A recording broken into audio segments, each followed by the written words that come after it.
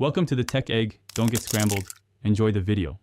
You start with the watch face down on a soft cloth to protect the glass. Use a spring bar tool or fine pick and align it with the lug gap. Press inward to compress the spring bar. Once the bar clears the lug channel, tip the strap slightly out and slide the bar free.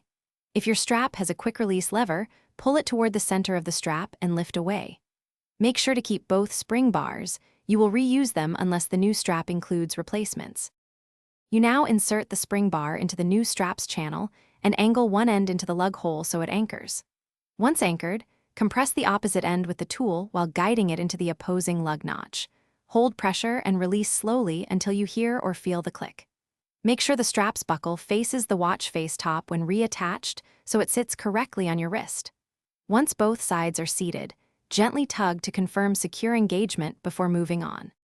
You finish by flexing the strap and pulling gently to confirm both spring bars are fully seated and the strap won't detach during wear.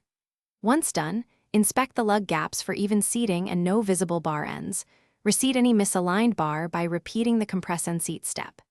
If a spring bar bends or slips, replace it with one matching lug width and proper length because a damaged bar is the common failure point. Troubleshooting tip: if the bar won't.